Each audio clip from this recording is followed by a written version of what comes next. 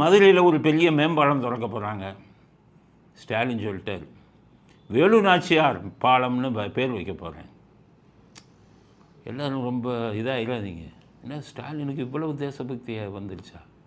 ஏன்னா வேலு நாச்சியார் யாருன்னா, அவங்க ராமநாதபுரம் ராஜாவோட மகள்.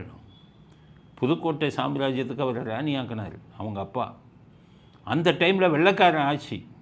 இந்த அம்மா குரிலா போர் நடத்தி வெள்ளைக்காரனோட அடித்தாங்க.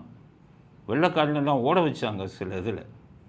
அதிலிருந்து வேலு நாச்சியார்னா குரிலா போர் ஆரம்பித்தவங்களே பெண்ணாக இருந்தும் வேலு நாச்சியார்னு நம்ம சரித்திரத்தில் வருது.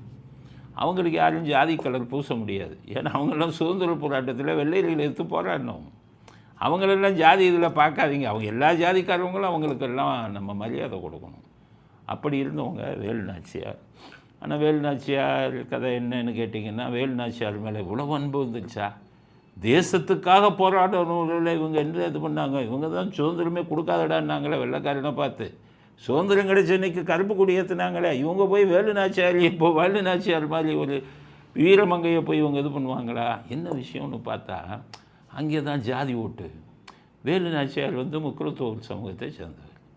அதனால் வேலு நாச்சியார் பாலத்துக்கு பேர் வச்சா, வேலு நாச்சியார் பேரை முக்குளத்தூர் பூரா நமக்கு ஓட்டு போடுவாங்க அப்படின்னு ஒரு பகல் கனவு காண்கிறாரு ஸ்டாலின். ஸோ முக்குளத்தூர் மக்களுக்கெல்லாம் நான் சில விஷயங்களை சொல்ல விரும்புகிறேன். அதுக்கப்புறம் நீங்கள் முடிவு பண்ணுங்கள் யாருக்கு ஓட்டு போடுறதுன்னு.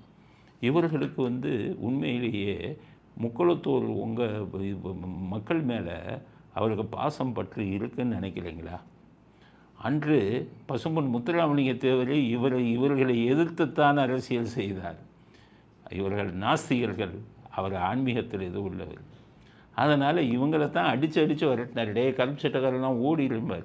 அவரை பார்த்தாலே ஓடிடுவாங்க. பெரிய பெரிய தலைவர்களாக இருந்தவங்கெல்லாம் பார்த்தாலே ஓடிடுவாங்க. வருங்கால தமிழ்நாடு நீசர்களால் ஆளப்படும்னு இவங்களை பார்த்து தான் அவர் சொன்னார். அதுக்கப்புறம் பார்த்தீங்கன்னா, அப்போ அவர் பசும்பொன் முத்துராமலிங்கத்தேவர் சமாதிக்கு கருணாநிதி அப்பாச்சு போயிருக்கிறா, ஸ்டாலின் போனார். போயிட்டு விபூதி கொடுத்தாங்க.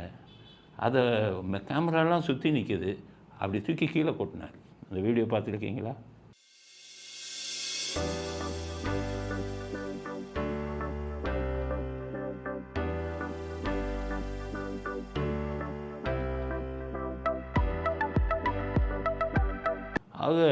அப்போ பசும்பொன் முத்துராமலிங்கத்தேவர் எப்படி மதித்தார்? வேலு நாச்சியார் மேலே பாசம் வந்துருச்சு.